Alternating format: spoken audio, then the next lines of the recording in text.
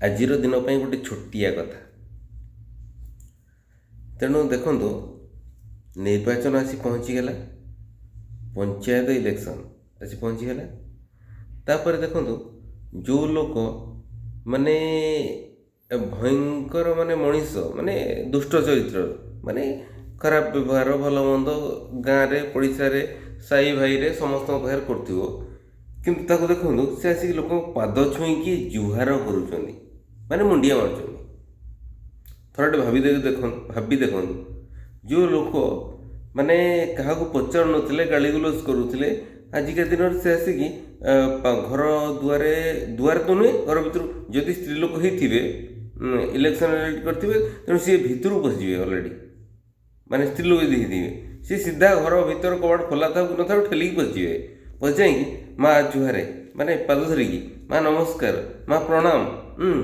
ନମସ୍କାର ତ କହିବେନି, ପ୍ରଣାମ କିମ୍ବା ଜୁହାରେ। ନମସ୍କାର ତ ଦୂରୁ ହାତ ଟେକି ଦେଇକି ନମସ୍କାର କୁହାଯାଇପାରିବ। ତ ପ୍ରଣାମ ଜୁହାରେ।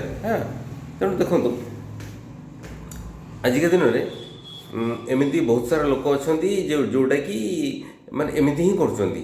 ମାନେ ବର୍ଷ ସାରା, ବର୍ଷ 5 ବର୍ଷ ତ କୁଆଡ଼େ ବି ଯାଇଥିବେ, ଖୋଜିଲେ ମିଳିବେନି।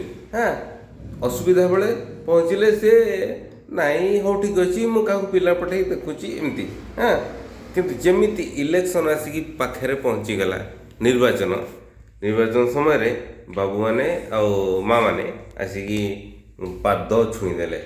ମାନେ ବଡ଼ ହୁଅନ୍ତୁ ସାନ ହୁଅନ୍ତୁ, ସେଠି ଆଉ କିଛି ମାନେ ଇଏ ନାହିଁ। ସାନମାନଙ୍କର ପାଦ ବି ଛୁଇଁ ଦେଉଛନ୍ତି। ତ ବଡ଼ମାନଙ୍କର ବୟସ୍କ ଏଜେଣ୍ଟ ଲୋକ ଅଛନ୍ତି, ଠିକ୍ ଅଛି, ସେ ଆମର ବାପା ମା' ଲାଗିବେ, ଜେଜେବାଇ ଲାଗିବେ, ଦାଦି ଖୁଡ଼ି ଲାଗିବେ, ଛୁଇଁଲେ ଚଳିବ। ମାନେ ଏମିତି ଛୋଟମାନଙ୍କ ମାନେ ସାନମାନଙ୍କର ବି ପାଦ ଛୁଇଁ ଦେଉଛନ୍ତି। ମାନେ ଦେଖନ୍ତୁ, ଇଏ କେତେ ତଳକୁ ପଳେଇଛନ୍ତି। କାହିଁକି କହିଲେ?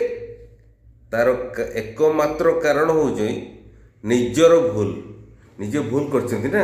ଆଜି ପାଦ ନ ଧରିଲେ କିଏ ନା ଥୋଡ଼ି ନା ଭୋଟ୍ ଦେବ, ମତଦାନ କରିବ। ତେଣୁକରି ବାଧ୍ୟ ହୋଇକି ସେମାନେ ପାଦ ଛୁଇଁବା ପାଇଁ ଆଗେଇ ଆସିଛନ୍ତି।